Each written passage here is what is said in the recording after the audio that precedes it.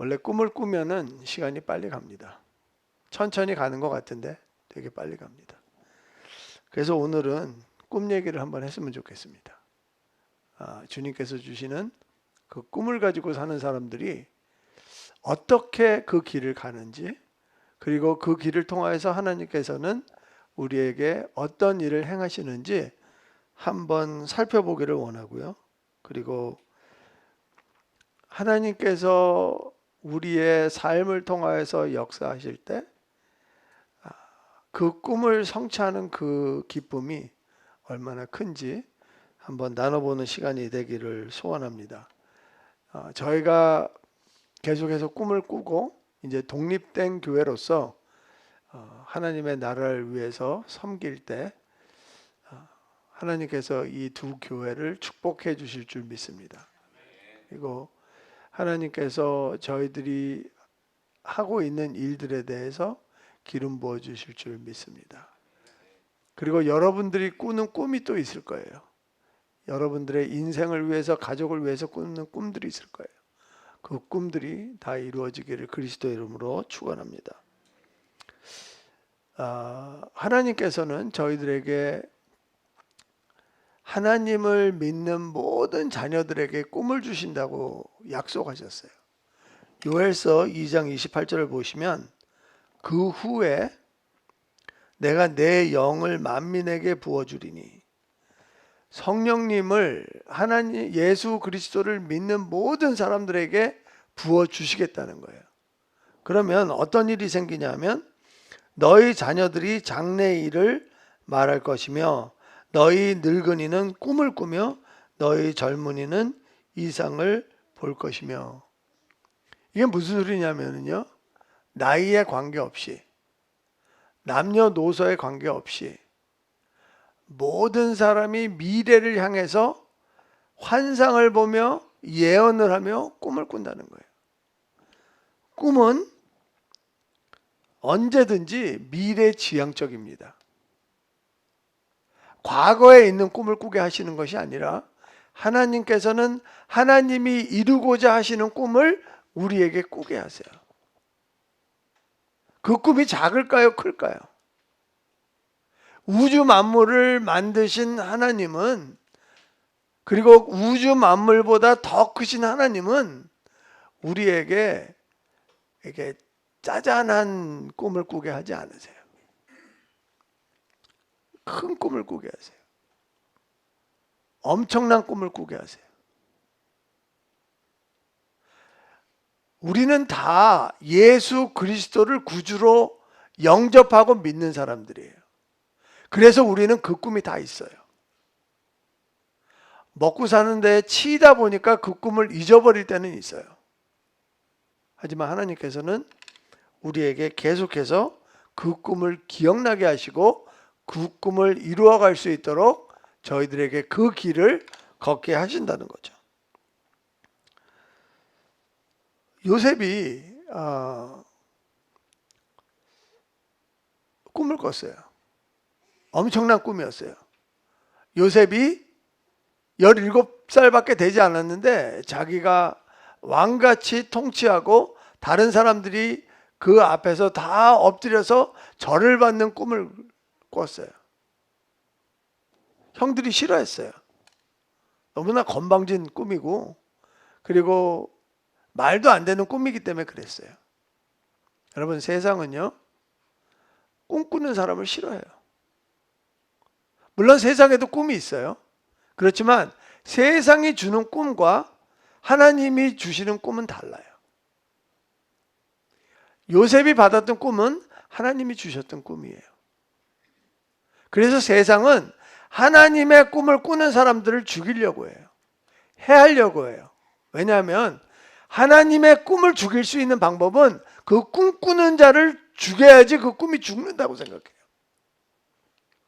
하지만 하나님께서는 한번 우리에게 주신 꿈은 반드시 성취하게 하세요. 아멘. 그 꿈이 이루어질 때까지 우리를 놓지 않으세요. 저는 여러분들이 꿈을 잊고 살았다면 그 꿈을 되찾는 시간이 되기를 원해요. 만약에 그 꿈이 무엇인지 모르신다면 오늘 이 시간에 하나님 앞에 기도하시기 바래요. 주님이 나한테 분명히 꿈을 주신다고 그랬는데 그 꿈이 무엇입니까? 저를 도구로 사용하시고 저를 통해서 그 꿈을 성취해 주세요. 그게 바로 하나님의 형통이에요. 하나님이 함께 하시는 것이고 하나님이 이루고자 하는 일들을 우리를 통해 하실 때 그것을 성경은 형통이라고 이야기한다는 거예요. 저희가 아브라함의 인생과 이삭의 인생과 야곱의 인생을 창세기를 통해서 쭉 봤어요. 이제 37장에서부터 요셉의 인생이 나오는데 분명히 갈라지는 차이점이 있어요. 그게 뭐냐면 물론 아브라함과 이삭과 야곱도 하나님께서 꿈에 나타나셔서 말씀을 하세요. 그런데 요셉한테는 더 이상 말씀을 안 하세요. 꿈을 꿨는데 이상을 보여주세요. 이미지를 보여주시고요. 요셉의 인생을 쭉 읽어 나가시다 보잖아요. 하나님이 한 말씀도 안 하세요. 그런데 요셉이 살고 있는 그 일상을 통하여서 하나님께서 요셉아, 네가 지금 걷고 있는 그 길이 내가 원하는 길이다. 이런 흔적을 남겨놓고 계속해서 요셉을 이끌어 주신다는 거죠. 저는 오늘 이 말씀을 통하여서요, 여러분 삶 속에서 하나님이 놓아놓으신 그런 흔적들을 찾기를 원해요. 그리고 그 흔적을 통해서 여러분들이 용기를 갖기를 원하시고요. 그리고 내가 지금 걷고 있는 길이 하나님이 불러서 걷고 있는 길이구나, 이런 확신을 갖기를 그리스도의 이름으로 선포합니다. 첫 번째는 꿈꾸는 자들이 길을 걸을 때 그 길에 무엇이 있냐면 하나님의 보호하심이 있다는 거예요. 요셉은 살아갈 때 형들한테 많은 미움과 시기를 받았어요. 그리고 형들은 그가 너무 싫어서 그를 죽이려고 계획을 했어요. 야곱이 요셉을 불러서 이렇게 이야기를 합니다. 세겜에 너희 형들이 양을 치러 갔는데 한번 세겜에 가서 형들이 잘하고 있는지 한번 보고 와라. 요셉은요, 고자질하는 그런 동생이었지만 아버지한테는 상당히 성실한 아들이었습니다. 요셉은 형을 찾으러 세겜에 갔지만 그 세겜에 형들이 없었어요. 그래서 더 위로 북쪽으로 가서 도단이라는 곳에서 형을 만나게 됩니다. 근데 형들이 요셉이 오는 걸 봐요. 그러면서 뭐라 그러죠? 네, 성경은 점잖으니까 꿈꾸는 자가 오는도다 이렇게 이야기를 하지만 아마 그렇게 했을 거예요. 저거 꿈꾼다고 하는 놈이 오네. 아마 그렇게 얘기하지 않았을까요? 그러면서 저거 오면 죽여버리자. 지가 죽으면 어떻게 그 꿈이 이루어질 거야. 이런 얘기하고 있었거든요. 그리고 요셉이 왔을 때는 그냥 구덩이에 집어넣고 어떻게 할 것인지에 대해서 의논했어요. 그런데 여기에 하나님의 놀라우신 보호가 있다는 거예요. 창세기 37장 24절 보도록 하겠습니다. 그를 잡아, 요셉을 잡아 구덩이에 던지니 이 구덩이는 빈 것이라 그 속에 물이 없었더라.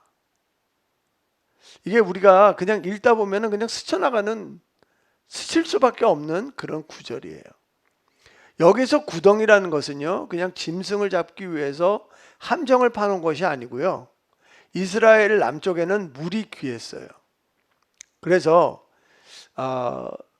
우기가 되면 그 빗물들이 흘러내려서 한 곳으로 모이게 만들어 놨고요, 그리고 거기다가 우물 같은 거를 파서 거기다가 물을 저장을 했어요.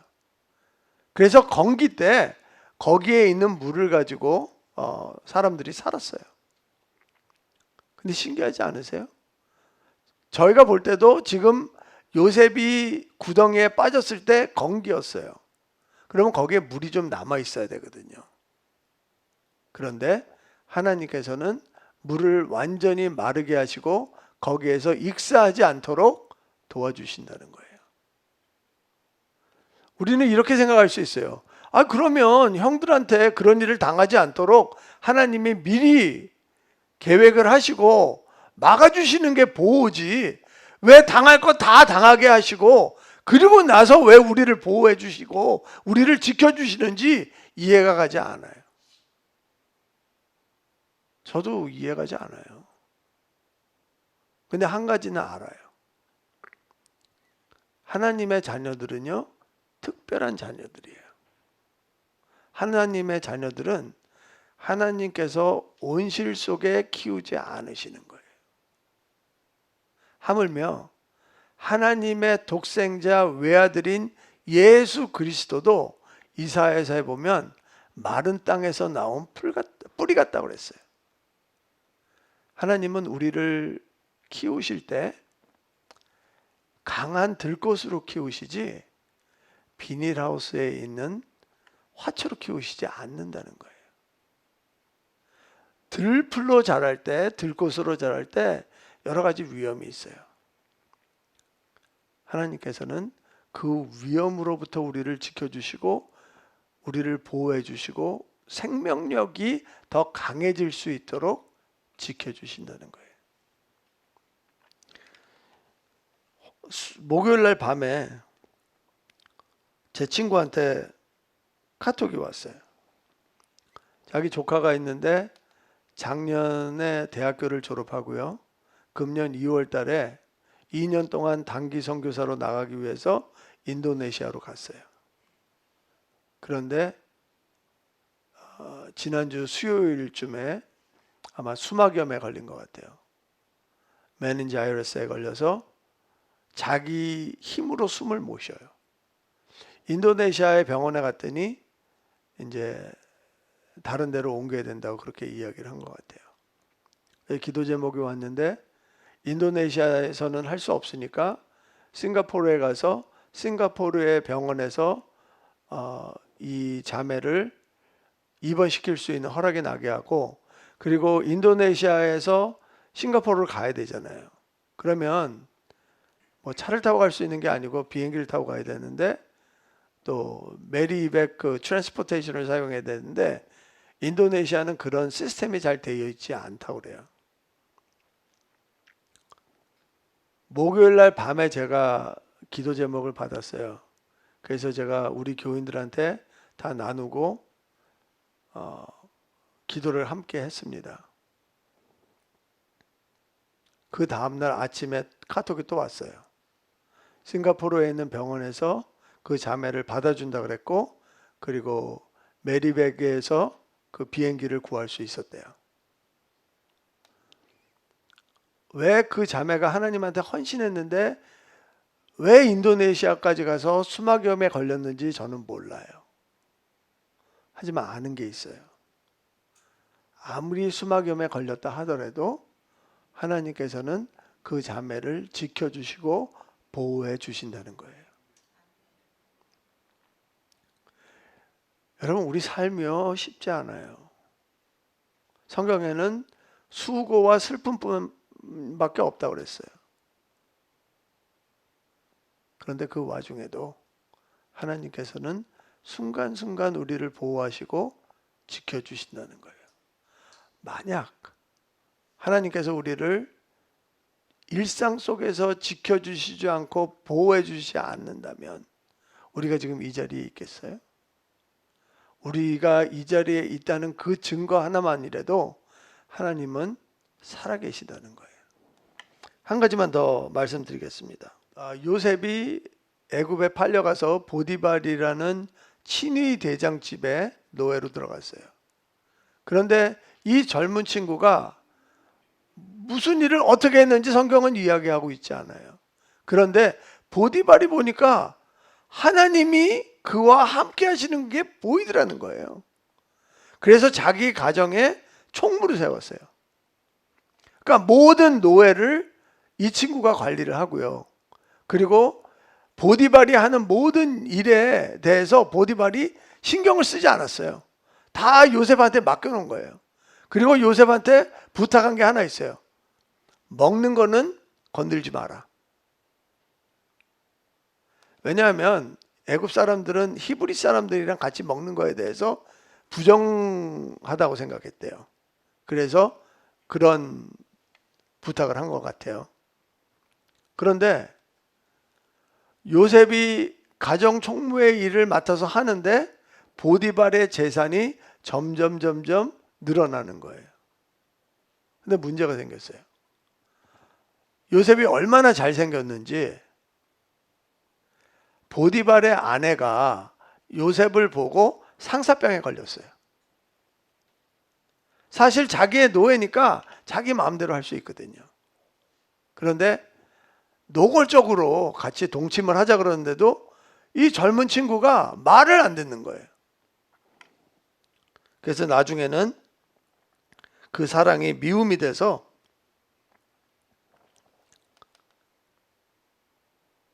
그 요셉을 모함을 해요.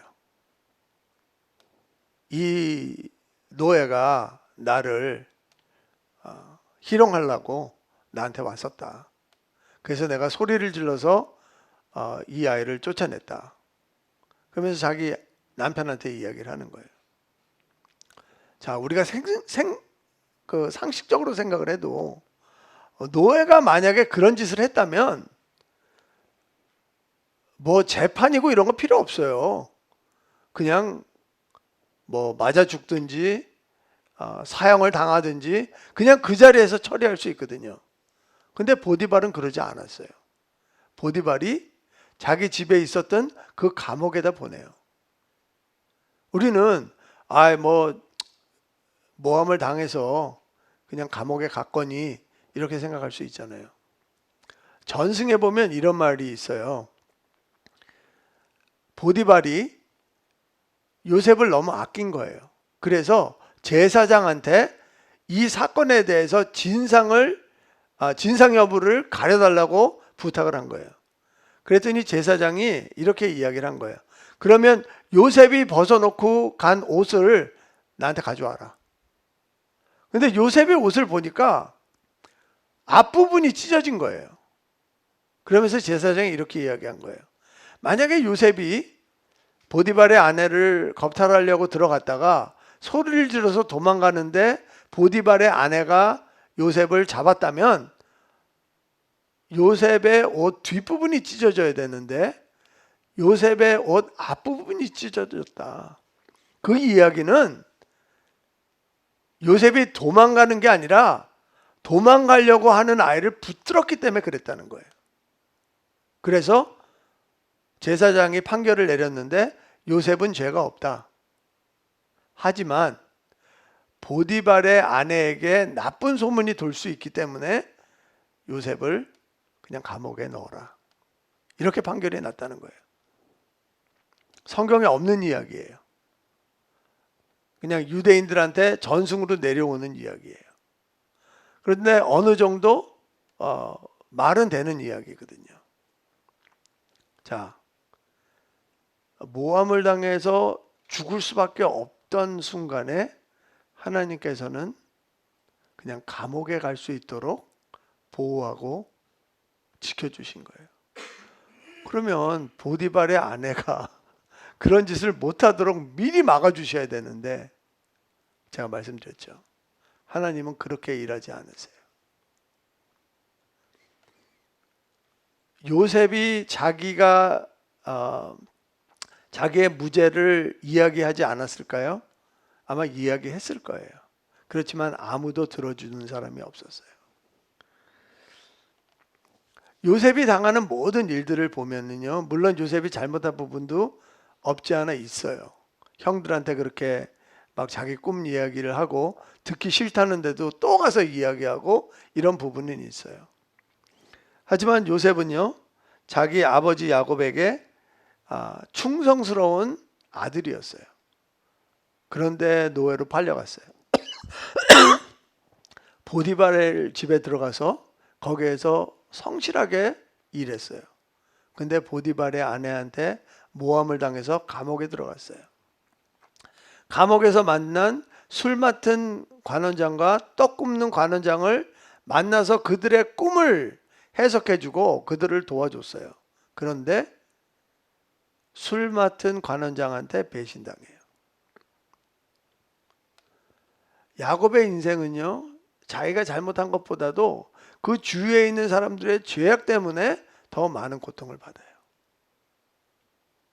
그런데 하나님께서는 그거를 막아주시는 것이 아니라 요셉이 넘어졌을 때 일어날 수 있도록, 요셉이 낙심했을 때 다시 용기를 가질 수 있도록 하나님께서는 계속해서 보호해 주시고 지켜주신다는 거예요. 꿈꾸는 자의 특징이 있어요. 앞에서 말씀드렸다시피 넘어졌지만 다시 일어날 수 있는 힘이 있는 거예요.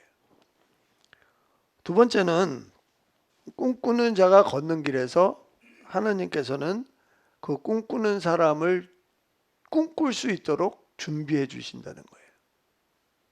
재밌죠? 우리가 살아가는 게 우리 꿈과 전혀 관계없는 곳에서 살아가요. 아마 꿈꾸시는 분들은 다 알 거예요. 내가 이런 꿈이 있었는데 내 인생이랑 내 현실이랑 너무 동떨어졌기 때문에 내가 자꾸만 꿈을 잊고 살아요. 그런데 그곳이 바로 하나님께서 내가 그 꿈을 성취할 수 있도록 준비시키시라는 곳이라는 것을 기억하시기 바라요. 요셉이 꿈을 꿨는데 왜 노예가 돼야 돼요? 요셉이 꿈을 꿨는데 왜 감옥에 가야 돼요? 그런데 요셉이 노예로 살아갈 때 보디발의 집에서 가정 총무였어요. 무슨 소리냐면 요셉이 그 집안의 모든 소유를 관리를 하고요. 그 집안에 있는 모든 노예들을 관리했어요. 거기에서 경영 관리를 배우는 거예요. 그런데 재미있는 사실은요, 바로 앞에 요셉이 섰을 때 바로가 요셉한테 뭐라고 얘기하냐면 네가 우리 집을 관리하라고 이야기를 해요. 바로의 집은요, 한 나라예요. 근데 한 나라를 네가 관리하라 그러면서 총리 자리를 주는 거예요. 마치 보디발이 네가 우리 집을 관리하는데 필요한 자리가 뭐냐면 가정 총무니까 그 자리를 네가 맡아서 하라는 거예요. 어떻게 한 가정을 다스리던 사람이 나라를 다스릴 수 있을까요? 요셉이 보디발의 집에서 가정 총무로 일할 때 거기에서 원리 원칙을 배운 거예요. 경영과 관리에 대한 원리 원칙을 배운 거예요. 원리 원칙을 알면은요, 그게 회사가 됐건 가정이 됐건 교회가 됐건 나라가 됐건 원리 원칙은 똑같아요. 사이즈만 다를 뿐이에요. 사람들만 다를 뿐이에요. 요셉이 그걸 터득한 거죠. 또 하나 보면은 요셉이 감옥에 들어가잖아요. 근데 감옥에 들어갔는데 간수장의 은혜를 입어서요, 그 감옥에서 일어나는 모든 행정 사무 처리를 다 하게 됐어요. 많은 학자들이 요셉이 감옥에 들어간 기간이 5년 이상이라고 생각을 해요. 그러니까 17살 때 애굽에 팔려간 요셉은요, 바로 앞에 섰을 때 30살이었어요. 13년 동안 노예 생활과 감옥 생활을 했어요. 그런데 최소한 5년은 거기 있었다는 거예요. 그러면 그 감옥에 오는 사람들이 누구냐면 다 정치범들이에요. 정치범들은 그 나라에 대한 법률을 잘 알고 있어요. 그리고 그 고위 관리나 아니면은 낮은 직위의 관리들이 다 정치범으로 들어올 수 있어요. 그 술 맡은 관원장이나 떡 굽는 관원장은요, 애굽에서 가장 높은 고위 관리 중에 한 사람이었어요. 그런 사람들이 그런 감옥에 들어오는 거예요. 그런데 그런 사람들과 이야기를 하다 보면 애굽이 어떤 법을 가지고 있고 그리고 어떤 시스템을 가지고 있고 어떤 행정적으로 움직인다는 것을 배울 수 있었던 거예요. 시편에 보면 이런 말씀이 있어요. 시편 105편은요. 요셉에 대한 이야기가 자세하게 설명되어 있는 시편 중에 하나예요. 18절과 19절을 보도록 하겠습니다. 그의 발은 착고를 차고 그의 몸은 쇠사슬에 매었으니 곧 여호와의 말씀이 응할 때까지라.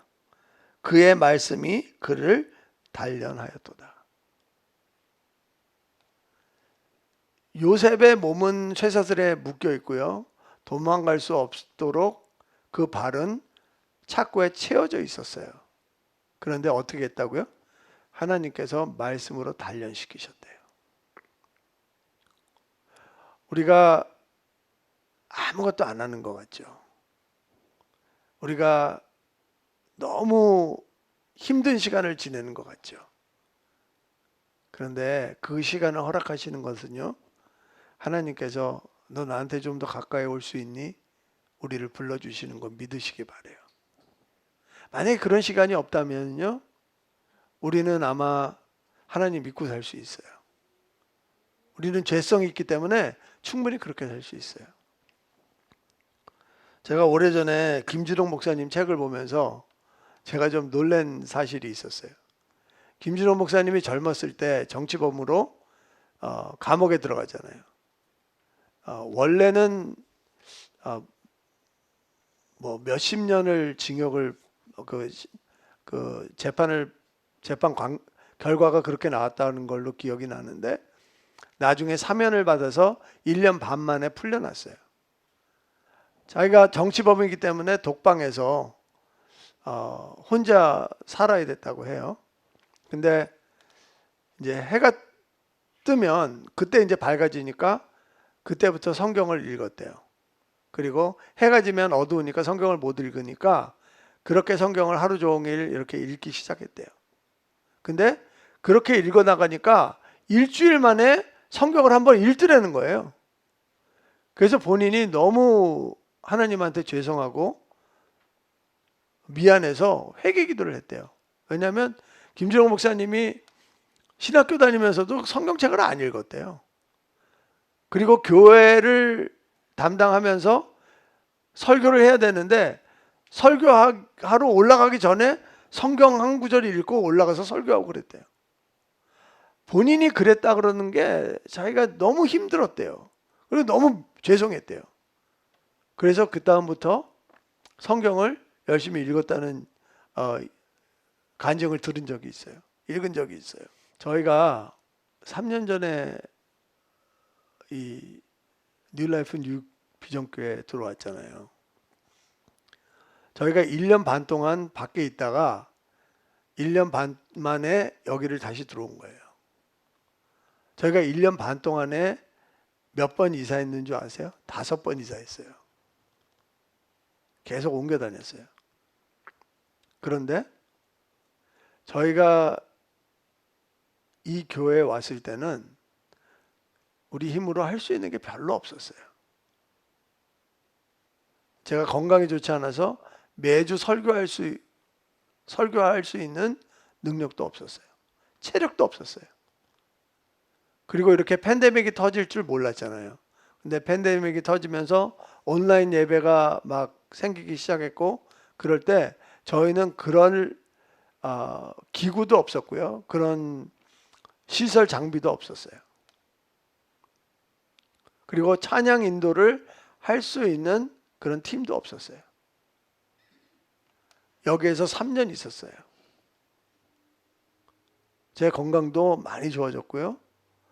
뭐 더 가봐야 알겠지만 제 믿음으로는 매주 설교할 수 있는 힘이 있다고 저는 믿어요. 지금 저희가 영상을 찍을 수 있고 이런 장비는 없어요. 그런데 할 수 있는 믿음은 생겼어요. 찬양팀도 우리 마이클이 이 교회에서 주럼도 배우고 또 릴리안 자매님이 여기에서 키보드를 치면서 찬양 인도할 수 있는 그런 리더십이 생겼어요. 저희가 사람이 는 것도 아니고요. 뭐 변한 건 별로 없어요. 하지만 내면이 변했어요. 물론 뉴라이프 뉴비전 교회도 많은 변화가 있었다고 저는 믿어요. 어떤 변화가 있었는지 제가 모르기 때문에 그냥 저희 교회를 위주로 말씀드리는 거예요. 뿐이에요. 우리가 팬데믹이라고 그냥 시간이 지난 게 아니라는 거예요. 우리가 알게 모르게 하나님께서는 우리를 꿈을 성취하기 위해서 준비시키시고 있다는 거예요. 우리의 무슨 능력이 생겼다든지 아니면 무슨 힘이 생겼다든지 이런 게 아닐 수도 있잖아요. 근데 우리의 생각이 바뀌는 거예요. 우리의 믿음이 커지는 거예요. 아니면 내 성품이 바뀌는 거예요. 하나님은 우리가 필요한 것들을 준비시키시기 위해서 그 시간을 허락하신다는 거죠. 저희는 잃어버린 물건이 있잖아요. 그러면 그거를 찾으려고 막 노력을 해요. 근데 보통 여긴 것 같은데 그러고 막 찾잖아요. 특히 우리가 제일 많이 찾는 물건이 뭐죠? 네? 키, 안경? 네. 되게 거룩하시네요. 네. 저는 TV 리모컨을 제일 많이 찾아요. 그러면 TV 리모컨을 찾을 때 보통 어디를 찾을까요? 소파에 그 쿠션을 다 뒤집어 보고, 그리고 뭐 테이블 밑에를 보고 그러죠. 근데 리모컨은 항상 어디서 나와요? 냉장고 안에서 나와요. 하나님께서는 우리 생각에는 여기서 찾으면 나올 것 같아요. 그런데 하나님은 그냥 거기서 찾게 놔두세요. 제가 소파에 쿠션을 들고 그리고 테이블 밑에 볼 때 제가 생각하지 못하는 것들을 찾아요. 뭐죠? 동전을 찾아요. 네. 마찬가지예요. 제가 설교를 할 때도요. 내가 이 말씀을 이 복음서에서 본 것 같은데, 그리고 막 찾다 보면은요, 제가 찾는 말씀보다 더 적합한 말씀을 찾을 때가 있어요. 제가 설교를 준비하기 위해서 책을 읽는데, 내가 이 책에서 본 것 같은데, 그리고 그 책을 막 읽다 보면 거기에서 생각하지 않은 더 귀한 내용을 찾을 때가 있어요. 우리 인생도 마찬가지예요. 하나님께서는 우리가 엉뚱한 곳에서 지금 뭐를 찾고 있다고 생각을 해요. 그런데 하나님께서는 그거 내버려 두세요. 왜? 그걸 통해서 우리는 더 소중한 것을 찾을 수 있고, 그걸 통해서 우리가 성장할 수 있기 때문에 그래요. 세 번째는 꿈꾸는 자들이 걷는 길에서 인연들을 만나게 하세요. 사람들을 만나게 하세요. 성경은 이렇게 얘기하고 있어요. 바로의 술 맡은 관원장과 떡 굽는 관원장이 보디발 집에 있는 감옥에 들어갔는데 그곳은 요셉이 있던 곳이라. 그러니까 성경을 쓴 기자는 하나님 입장에서 볼 때 이 술 맡은 관원장과 떡 굽는 관원장이 요셉이 거기 있기 때문에 하나님이 거기다 보내신 거예요. 아멘. 하나님 입장에서는 요셉이 이 사람들을 만나야지 바로 앞에 설 수 있어요. 그래서 이 사람들을 보내주신 거예요. 근데 재밌는 사실은요, 요셉이 그 감옥에서 모든 업무를 다 봤잖아요. 행정 처리를 다 했잖아요. 근데 보디발이 요셉한테 직접 시켜요. 네가 이 사람들을 잘 섬겨라. 왜냐하면 술 맡은 관원장이나 떡 굽는 관원장은 제가 말씀드린 대로 최고의 공무원들이었어요. 그냥 우리는 이 사람이 그냥 술잔을 옆에 들고 있거나 아니면 빵 잘라서 이렇게 왕한테 주거나 이런 일을 한다고 생각하는데 그렇지 않아요. 왜냐하면 그때는 독을 사용해서 많은 암살을 시도하는 게 있었기 때문에 자기가 측근에서 제일 믿을 수 있는 사람을 그런 일을 맡겼어요. 그리고요, 왕이 뭐 밥 먹을 때 늘 연회를 베푸는 건 아니잖아요. 혼자 먹을 때도 있잖아요. 그러면 혼자 먹을 때 누가 옆에서 시중을 들어요? 네, 맞습니다. 술 맡은 관원과 빵 굽는 관원이 그 옆에서 이야기를 해요. 그럼 왕이랑 이런 얘기 저런 얘기 다 하는 거예요. 그래서 정치적으로도 잘 알아야 되고요. 경제적인 것도 잘 알고 있어야 돼요. 그리고 왕의 사사로운 비밀까지 다 알고 있어요. 그런 사람이에요. 그런 사람이 바로 고대 시대에는 실세로 존재할 수 있었던 거예요. 요셉이 그 사람들의 꿈을 해석해 주죠. 근데 요셉이 치명적인 실수를 해요. 하나님께서 요셉에게 사람을 붙여주신 이유가 그 사람을 의지하라고 붙여준 것이 아니라 그 사람을 통해서 하나님이 가시고자 하는 다음 단계로 올리시기를 원했는데, 요셉은 그 술 맡은 관원한테 이렇게 이야기를 해요. 당신이 잘 되시거든 나를 생각하고 내게 은혜를 베풀어서 내 사정을 바로에게 아뢰어 이 집에서 나를 건져 주소서. 자, 하나님은 술 맡은 관원장을 통해서 요셉을 구해낼 마음이 전혀 없으세요. 왜 그러실까요? 이 술 맡은 관원장이 요셉을 구해준다 하더라도 요셉은 그냥 노예예요. 그냥 노예 생활에서 벗어날 수가 없어요. 하나님의 입장에서 보면 요셉은 지금 애국의 총리가 돼야 돼요. 그리고 총리를 만들기 위해서 지금 13년 동안 투자하셨어요. 그리고 바로 앞에 서서 총리가 돼야지, 이렇게 어설프게 감옥을 나온다고 해서 총리가 되지 않는다는 거 하나님이 알고 계시거든요. 하나님은 요셉한테 2년을 더 감옥에 있게 하세요. 그리고 바로가 꿈을 꾸게 하시는 거예요. 근데 놀라운 사실이 뭔지 아세요? 드디어 요셉이 바로 앞에 섰어요. 바로한테 무엇을 부탁했을까요? 아무것도 부탁하지 않아요. 요셉이 안 거죠. 사람이 나를 감옥에 쳐넣을 수는 있어도 하나님만이 나를 감옥에서 빼낼 수 있다는 걸 알고 있는 거예요.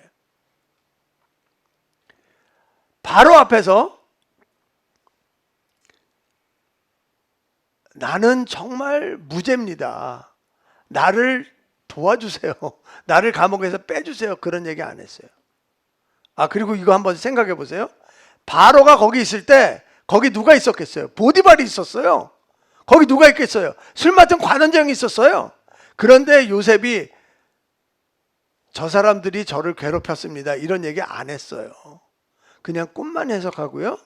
그리고 그 꿈에 대한 대처만 얘기했어요. 근데 총리가 됐어요. 하나님께서는 우리에게 인연을 맺게 해주세요. 그게 어떤 사람인지 상관없어요. 하나님이 왜 우리한테 그런 인연을 맺게 해주시는 줄 아세요? 내 문제 속에 빠져 사는 사람들은요, 남을 돌볼 수가 없어요. 하지만 하나님의 꿈을 꾸는 사람들은 내 상황이 어떤지 간에 다른 사람의 안색을 살필 수 있고요, 다른 사람이 어떤 어려움을 겪는지 관심이 있다는 거예요.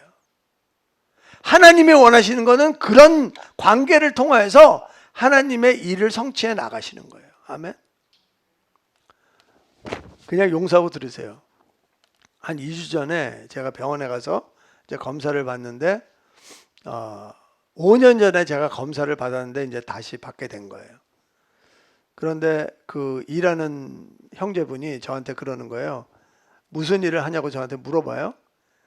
제가 사실 어디 가서 이렇게 목사다 이런 얘기 잘 안 해요. 별로 안 믿는 표정인데 진짜 그래요. 저는 그게 그렇게 얘기하는 걸 별로 안 좋아해요. 그래서 저는 전화 받을 때도 뭐 허은 목사입니다 이렇게 얘기 안 하고요. 그냥 허은입니다 이렇게 얘기를 해요. 믿거나 말거나. 그런데 그 형제가 저한테 이제 뭐 하냐고 물어봐서 내가 크리스찬 교회의 목사다 이렇게 이야기를 했어요. 근데 갑자기 번뜩 이런 생각이 드는 거예요. 혹시 형제님 교회 다녀보신 적 있어요? 물어봤어요. 그랬더니 이 형제가 되게 당황하더라고요. 그러면서 내 교회는 잘 안 다니는데 요새 와서 자기가 성경을 읽기 시작했다는 거예요. 그래서 그 어떤 성경을 읽냐 그랬더니 NLT를 읽는데요. 그래서 그거 정말 좋은 번역본이다. 그 한번 열심히 읽어봐라. 거기서 하나님이 주시는 지혜가 있을 거다. 근데 교회를 한 번도 다닌 적이 없냐 그랬더니 한 번 딱 나가봤대요. 그래서 그 교회 이름을 이야기하더라고요. 그래서 거기 정말 좋은 교회다. 거기 워십도 너무 좋고 그리고 말씀도 너무 좋다. 거기에 가서 공동체 안에 한번 속해봐라. 그리고 거기에서 하는 성경 공부가 분명히 있을 거다. 거기에서 한번 같이 배워봐라. 그러면 네가 혼자 성경을 읽는 것보다 더 많은 것들을 깨달을 수가 있고 더 많은 것들을 알 수가 있다. 그러면서 제가 이제 거기 뭐 주어진 시간이 있기 때문에 더 이야기는 할 수 없었지만 제가 그렇게 얘기했어요. 내가 형제님이 성경을 읽고 교회에서 신앙생활을 함으로써 예수 그리스도를 당신의 구주로 영접하기를 내 기도하겠다. 그리고 반드시 그런 일이 있을 것이다. 당신이 나한테 얘기했듯이 내가 5년 전에 이 검사를 맡았는데 5년 후에 다시 오겠다. 그래서 그때 당신이 어떤 신앙생활을 했는지 나한테 이야기해달라. 이야기했어요. 기도를 해주고 싶었는데 뭐 시간적으로 여유가 없어서 기도를 할 수는 없었어요. 하나님이 그 형제를 만나게 한 이유는 당연히 병원의 검사를 맡게 하기 위해서 그랬어요. 근데 하나님은 반드시 그것 때문에 저를 그 사람을 만나게 했을까요? 그게 아니고 지금 하나님을 찾고 있는 그 형제가 하나님 앞에 한 걸음이라도 더 앞으로 나갈 수 있도록 저를 보내셨다고 저는 믿어요. 우리 일상에서 만나는 사람들을 우습게 생각하지 마세요. 하나님이 우리를 어떻게 쓰실지 몰라요. 그리고 그런 인연들을 통해서 하나님의 꿈에 더 가까이 갈 수 있도록 도와주시는 거예요. 말씀을 맺도록 하겠습니다. 우리는 운전할 때 내비게이션을 보죠. 그리고 내비게이션을 보고 거기에서 가장 빠른 길을 선택해서 우리는 그 내비게이션을 따라갑니다. 그런데 가장 빠른 길이라고 했는데 갑자기 내가 가는 길이 빨간색으로 변했어요. 그러면 어떡하죠? 내비게이션이 그 길을 나가서 돌아가라 그래요. 그러면 돌아갈 때 시간이 더 걸리나요? 아니면 더 짧아지나요? 더 걸리면 안 내리죠. 짧아지니까 우리가 내리는 거 아니겠어요? 네. 하나님의 지름길은요, 항상 돌아가요. 출애굽기 볼까요? 출애굽기 13장에 보면 이스라엘 백성들이 홍해를 갈라서 이제 애굽에서 나왔어요. 18절 보겠어요?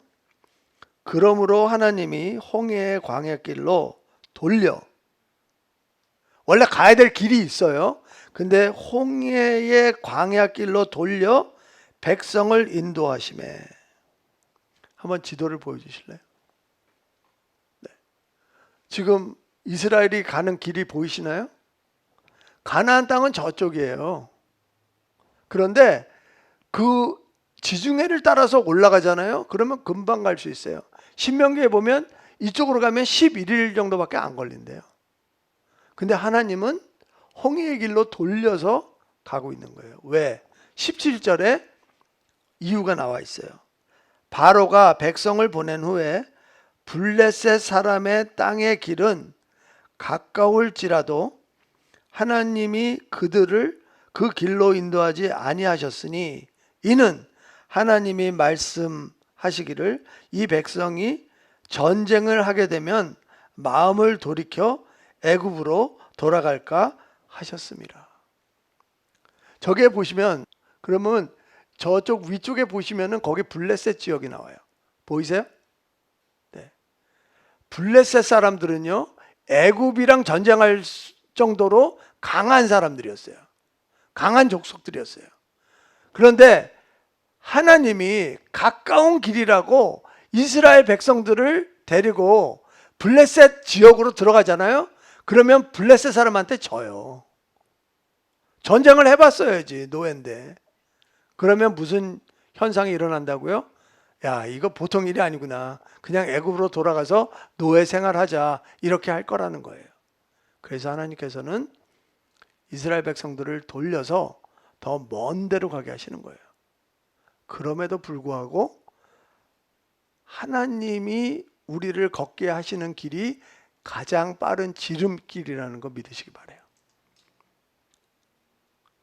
내비게이션에서 빨간색이 됐어요. 그러면 우리는 그 길을 포기해요.